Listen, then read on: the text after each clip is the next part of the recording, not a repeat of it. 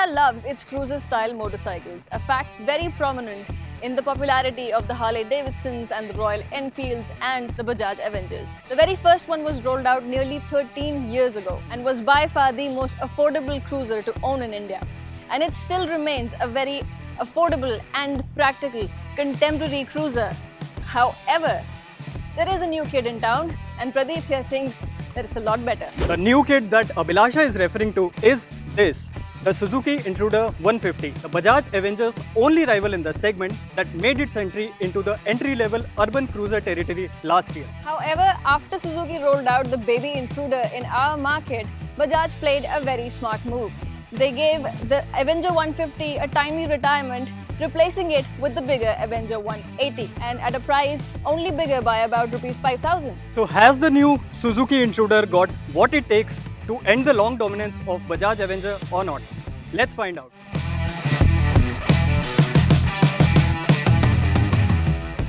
Well, the first thing that you will notice about this motorcycle is its offbeat visuals. The Intruder has got a love it or hate it kind of a design, and its quirky styling is what that makes it stand out from the rest. The motorcycle gets a large headlamp up front, a bulbous rear end, sharp twin-pod exhaust, and all these combine together to form a rather interesting combination, but it is not necessary that you will like it. In fact, from some angles, the design looks a bit disproportionate. The styling on the Suzuki Intruder comes across as an over-enthusiastic approach, and it is not suited to everyone's taste. But as they say, design is subjective. We leave it upon you to decide how this motorcycle looks. The instrument cluster on the Suzuki Intruder 150 is fully digital and highly informative, as it packs in twin trip meters, a clock, gear position indicator and an RPM shift light. While Pradeep just admitted that it will be a love it or hate it situation with the Intruder 150, with the Avenger though, you will either love it or like it or mildly dislike it maybe. There will perhaps not be a hate it situation with it. It simply is what a traditional cruiser looks like. And to make the game stronger for the Avenger 180, Bajaj has styled it similar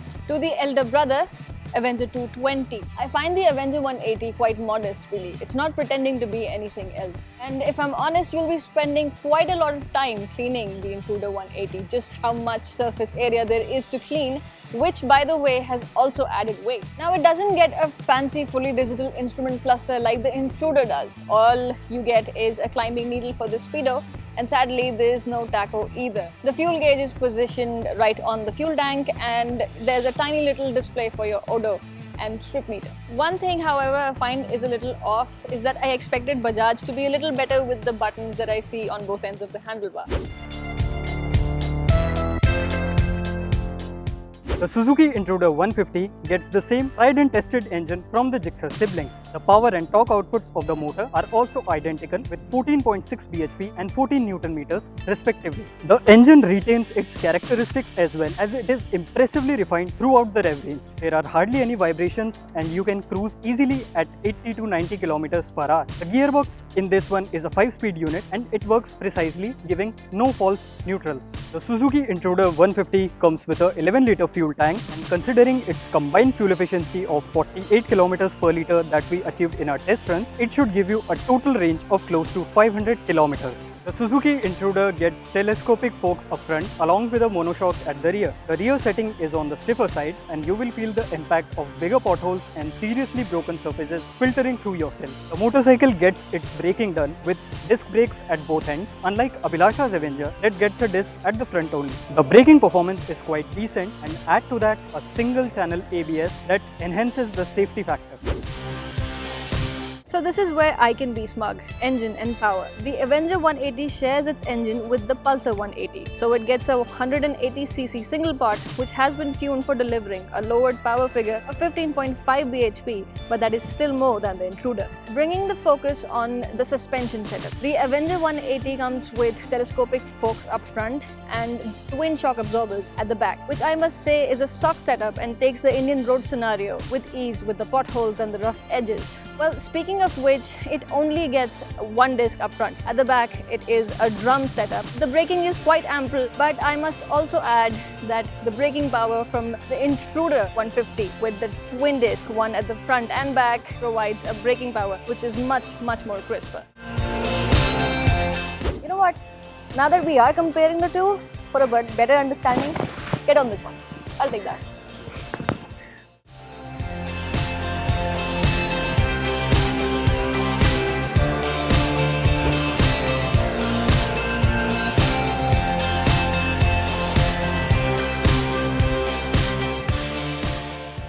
Okay, so I think having spent some time with the Intruder, I'm still sold on the contemporary Avenger design, the traditional cruiser look that it has. So what makes you think? Why are you going for the Intruder? Well, I'm not exactly going for the design of the Intruder. It has such a kind of a design that you will love it or hate it. But one thing is sure, that its design has not grown on me. Yes, for the Avenger, yes, it's contemporary styling I like.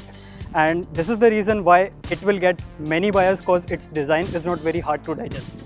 This will still take, I mean, it's a reminiscent of the fully grown Intruder, the big one, the M1800. But still, well, it's a baby Intruder. You fit something, a look like that, a huge motorcycle on a 150cc engine and chassis. Anyways, let's just forget about the looks. What the bikes are like to ride, what does it feel?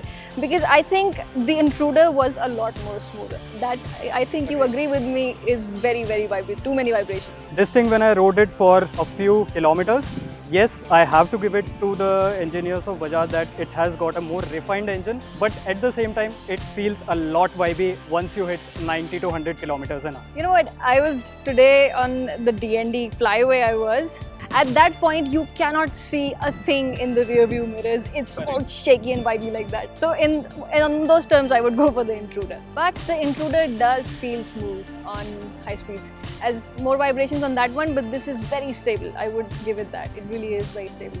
And another thing, it's slightly sluggish. On low speeds, Correct. I did not feel that over. I agree to that.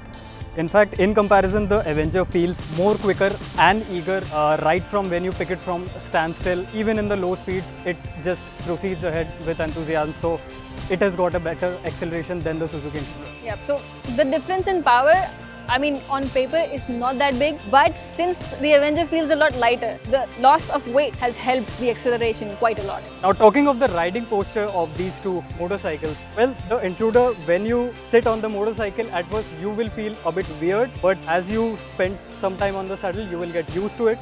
The reason being, maybe the handlebar is just close to the rider, which results in a more upright seating position, and all thanks to the lighter steering, this one actually handles well in traffic.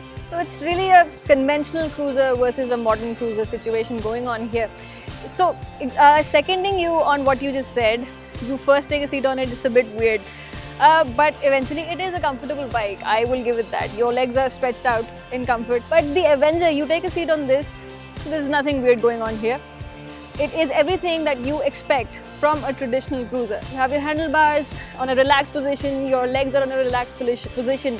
So I would definitely take this on long tours. I think I will be quite comfortable on this because I've been since the past 2 days. And talking about the seating, I have to admire the seating on the Suzuki Intruder. The seat is wide. Even the pillion seat on this one is quite wide and comfortable, which is surely a boon for long distance rides. For long distance what riding, about your Avenger? Yeah, a pillion I think will be more comfortable behind this bike, on this bike, because there's also a slight bit of a backrest as well. But in terms of comfort and long distance riding, I think I would take either of these. But if you have to buy one, well, we'll get to that later.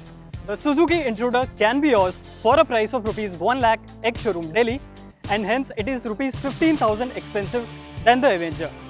What you get in extra cash is the better equipment and safety features like an ABS, LED tail lamp, a fully digital instrument cluster and more. Add to that the aspirational value that clearly reflects in the styling of this motorcycle. While the Bajaj Avenger 180 Street stands high on value for money, if you don't mind spending rupees 15,000 more for better features, and most importantly, if you love the styling of this motorcycle, then yes, it is the Suzuki Intruder that you should definitely go for. Exactly, you have to absolutely love the design and styling of the Intruder to be able to buy it. Although I'll give it this, the addition of a rear disc brake and ABS does make it an attractive buy. After all, who wants to have their motorcycles lock up under emergency braking? But then, for all that, you're also paying more money. For 15,000 less, you get a bigger engine and a slightly bigger power figure. And who's ever said no to that? And on paper, the Avenger 180 delivers around 45 kilometers to 1 litre, which is great considering that the Intruder's 155cc engine also delivers about the same. For a smaller price tag, what you get is sensible styling, more power, great fuel efficiency, and a practical motorcycle which you can use every single day, is lighter to handle, and you can also take it touring. I mean, I've had a great time on it. I was comfortable, I was relaxed. It was a proper cruiser. So in the end, I would say I've ridden them both, but all hail the Avenger.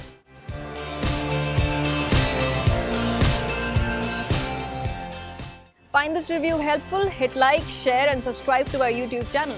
For more auto news and reviews, log on to our website www.expressdrives.com. Thank you so much for watching.